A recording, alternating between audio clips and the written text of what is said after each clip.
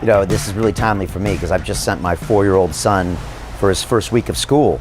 And this is the first time I've given him over to, you know, the education industrial complex. And part of me knows he needs to socialize and be around kids, but part of me is really worried that he's going to be taught a framework that was invented in the Industrial Revolution in order to create factory workers. And again, not have that creativity, that sense of risk-taking is okay. It's okay to fail. As an entrepreneur, I try to fail every year in order to progress. But how do you teach that in school? Well, you've got a problem. Yeah. But probably he's not the problem. Probably you're the problem, because I haven't known you very long, but I suspect that you're a real control freak. You like things very neat and tidy, including your son. And your challenge, and I think a lot of us with kids, is to let go and let them form as their own characters and just watch them and be there to help to catch, but let them be themselves, not like you. Because we learn all this stuff in our life and we want to pass it on to our kids, but actually it's not of much use. You don't learn anything unless you get up there and make a mistake. When I was doing a Dragon's Den, I always said, you know, I was much more interested in somebody who's had a failed business than I have as somebody who's had multiple successes, because somebody with a failed business knows what can go wrong. Yeah, and you've seen that. Tell me more about, you know, this idea of failure and risk. And like you said, you can't necessarily teach creativity or teach entrepreneurship, but if someone is out there who doesn't know what to do next and there's a lot of potential, how could they look at their business from a different angle? Like, is there a way to try to reset themselves, to write off what they were doing before and think, how can I come and find solutions? Well, when you get a knockdown, the thing is that life's a long process. And when you get a lockdown, you're going to learn something. Just because you've had a knockdown, it doesn't mean you have to be on the ground for 10 years. You hear people going through divorces, 10 years it takes out of their life. Let go. Let the other person go off and do what they were doing. It's the same in business. You've got to get up and dust yourself off and get on and do the next thing. What was the question again? Just how people can start that process of innovation or looking at their business differently. Yeah, exactly. How do you start things?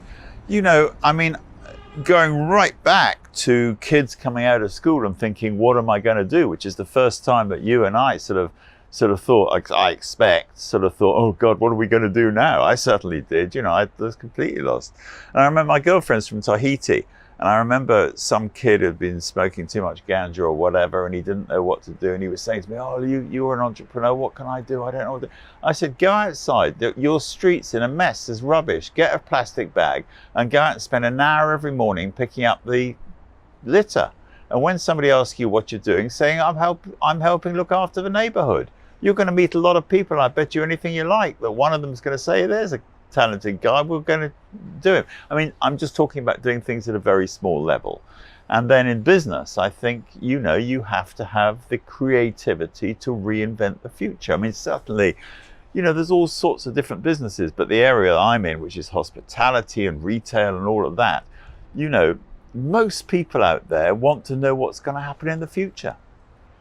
You can't market research a market that doesn't exist. So if you go out and sort of say, well, what does my customer want? I say the customer's got no idea what they want. But when somebody like me comes along and says, this is what we're doing, you know, they say, oh, that's amazing. That's what the future's going to look like. That's what I wanted all the time. I always say it's the magic words. I mean, if I'd done market research when I started Yo Sushi, which is, would you like to eat raw fish off conveyor belts with robots serving the drinks? Then people aren't going to hold their hands up and say, yeah, that's for me.